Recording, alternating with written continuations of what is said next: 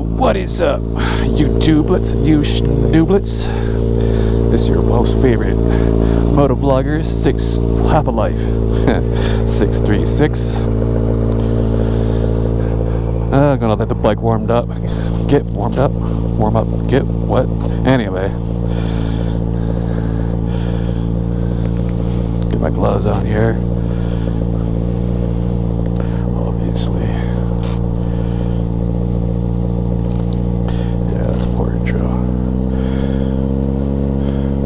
What up, you no, that's not right either. What is up, you? No. What is up, you tublet and you schnooblets? This is your most favorite motovlogger, half a life, 636. And today I'm obviously on my one and only 2020 ZX6R. I did some modifications, some cosmetic modifications this year. I'm gonna make a video of it. As you can see, I'll show it off, I guess. But I got new clutch levers, new grips, new bolts. Replaced the old one because obviously they fade over time. And I got rid of the back end completely before I had the signal lights, the OEM signal lights coming out here. But I decided to go with obviously. It's pretty dope. And the other thing is I got new signal lights for the front, but they're obviously not in because I went to go and do it, and some of the push pin clips were kind of broken. I didn't really want to go any further or take them out and they break some more, then they'll have won't be able to put it back together because obviously I don't have, well, it's not obvious, but I don't have any more. So I just recently ordered some. So yeah, whenever I get some push pins, which are on the way, I'll do a little before and after video of the just few modifications I've done this year. I ain't gotten obviously late on making a video because at the beginning of the year when the season was just starting here for biking, there was some rattling noise in my engine, so I had to take it all in, and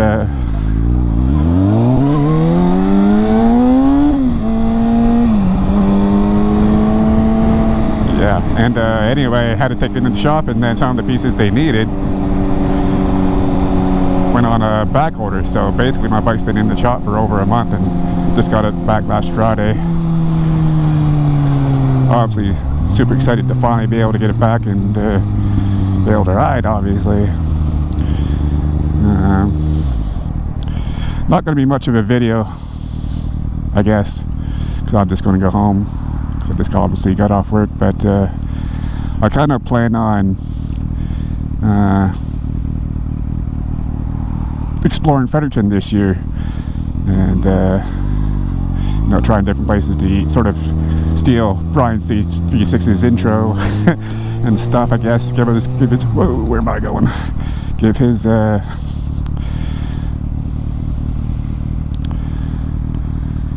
sort of get up and go, but just the opposite, I guess. I don't know, a little positive.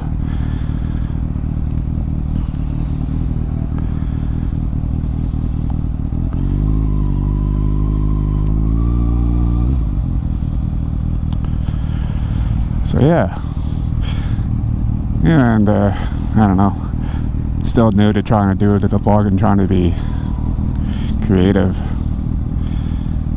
I'm not much of a talker, I guess, so it's kind of hard for me to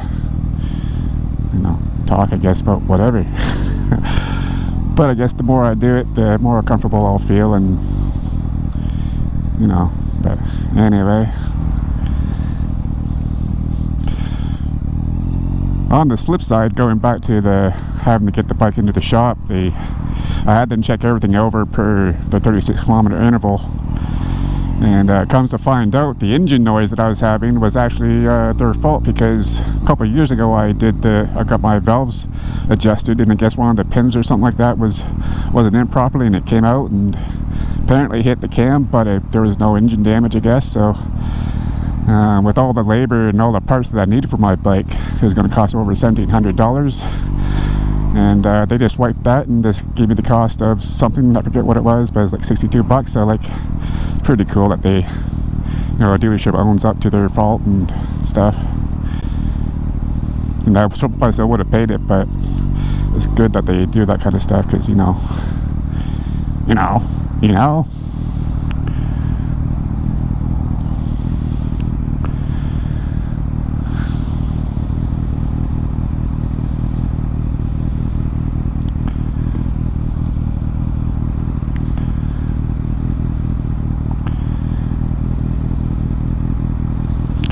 Bunch of cars.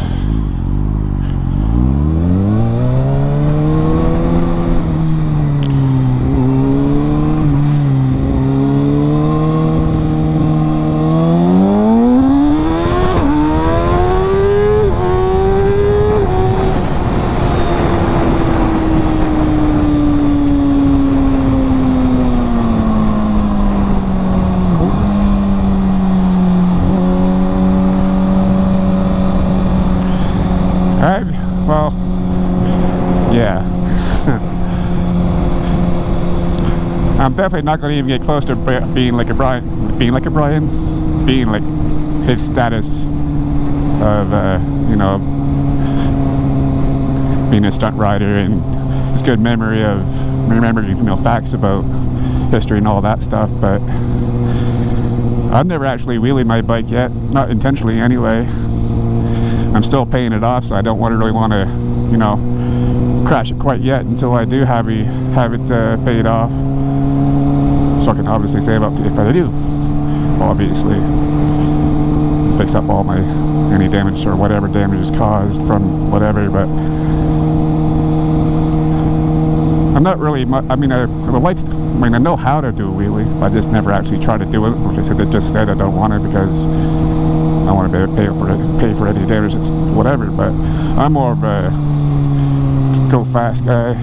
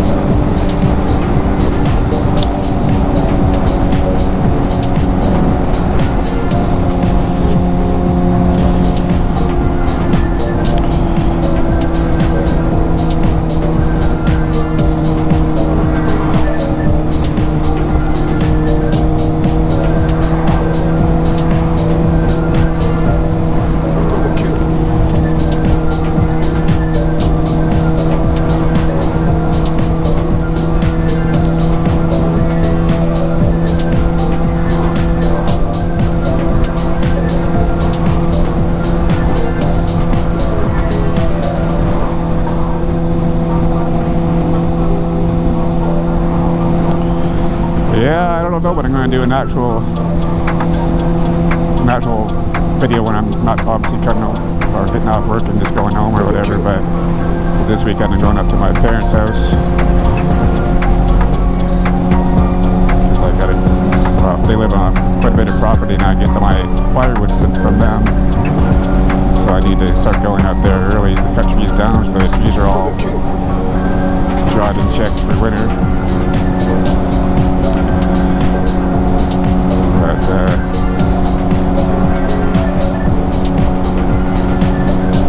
maybe next weekend I'll be able to do something.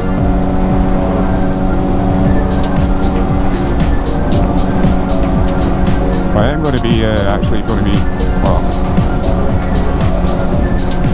pretty sure I'm going to, if I haven't, obviously I'm going to wait till Friday and see if it's still there. But I'm going to be picking up a trailer, but it's just the frame, so I'm going to build my own bike trailer at my dad's house, and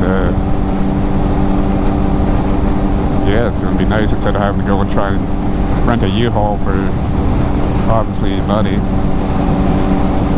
And the U-Haul bike trailers aren't really all that great. I mean, they're better than, you know, just a regular trailer because they have the chuck in the front, but that's about it. One thing I do recommend highly is if you're your first timer, or even if you've already done it before or whatever, hauling a bike on a trailer, I'd highly recommend getting ones that there's a thingy that cuts the hook, or cuts the hook, whatever you want to call it, locks off the hook so that the hook doesn't, even if it comes loose, it won't come out of place. When I was taking my bike to the dealership, I had obviously strapped on just with the regular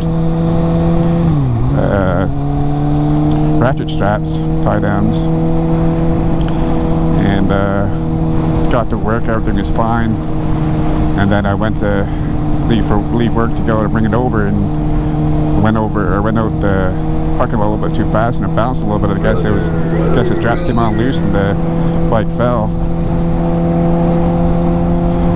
Which I got sort of fortunate though, because whenever it fell over, it went out on the rails, but my tank grips, it hit one of my tank grips, so it didn't really damage anything, which is I'm obviously thankful for, because, you know,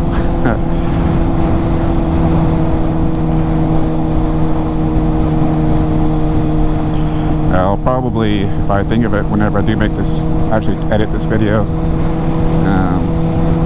I'll put a picture up of what I bought. I mean, there's several different brands, obviously, all kinds of brands, and I've just bought a cheaper brand for like $40 or whatever. There's some that are like $90, $100. But I mean, the ones that I bought have a 300-pound or 3,000-pound brake, whatever. So it's definitely enough for my bike.